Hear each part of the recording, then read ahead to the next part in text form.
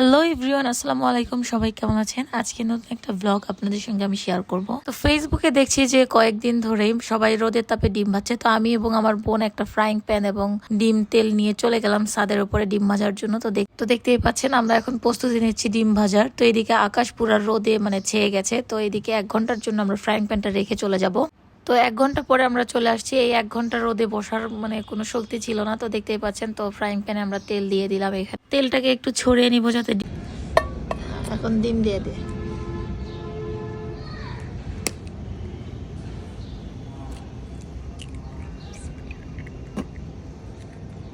এখন দেখি তো এই রোদের তাপে ডিম ভাজি হচ্ছে কিনা। হচ্ছে হচ্ছে হচ্ছে দেখুন আপনারা সবাই।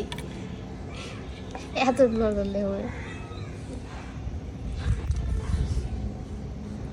এত গরম হয়েছে। তো দেখুন এখানে কিন্তু ডিমের সাদা অংশ প্রায় সেদ্ধ হওয়ার অবস্থায় চলে এসেছে। তো আসলে অবিশ্বাস্য, যেভাবে সত্যি সত্যি ডিম ভাজা হবে আমি কখনো কল্পনা করি। তো গাইস, আপনারা একটু লক্ষ্য করলেই দেখবেন যে তেলের ভিতরে হালকা একটু বুদবুদ হচ্ছিল। তো একটা গরম কড়াইয়ে যেমন ডিমটাকে ছেড়ে দিলে যে অবস্থাটা হয় আর কি, শিশির একটা শব্দ, সেই শিশির শব্দ হচ্ছিল। অতিরিক্ত গরমের কারণে গলাটা ভেঙে গেছে, তাই ভয়েসটা এমন। তো দেখুন রোদ এমন ভাবে স্ক্রিনশট নিচ্ছিল, একেবারে দাঁড়ানোই যাচ্ছিল, অবস্থা খুবই খারাপ ছিল। আর আকাশের অবস্থা দেখুন, এত সুন্দর লাগছে দেখতে, পুরাই অন্যরকম।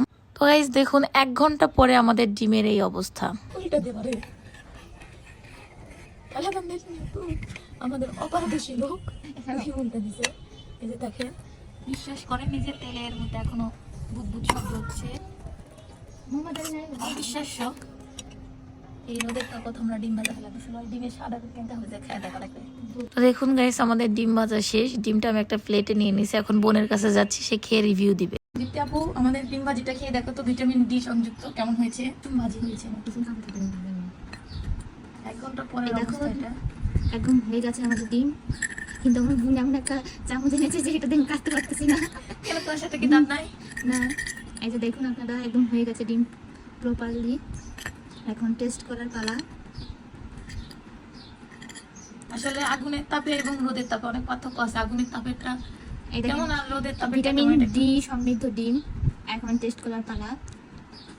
এগুলো কেমন হয়েছে? এটাতে কি রোদের কোনো ঝাঁজ আছে এবং গরমের কোনো ঝাঁজ? রোদের যে এতই তাপ, এতই যে ঝাঁজ, একদম আমাদের বগুড়ার কাঁচা কোত্তার মতো। আপনারা খেলেই বুঝতে পারবেন যে আমার চোখ দিয়ে একদম তারা বের হচ্ছে। সবাই আমাদের ভিডিওতে লাইক, কমেন্ট, শেয়ার করবেন, সাপোর্ট করবেন। সুন্দর সুন্দর ভিডিও আরো আপনাদেরকে দেখাতে পারি, দিতে পারি। তো সবাই ভালো থাকবেন। আল্লাহ হাফেজ। আল্লাহ হাফেজ। আসসালামু আলাইকুম।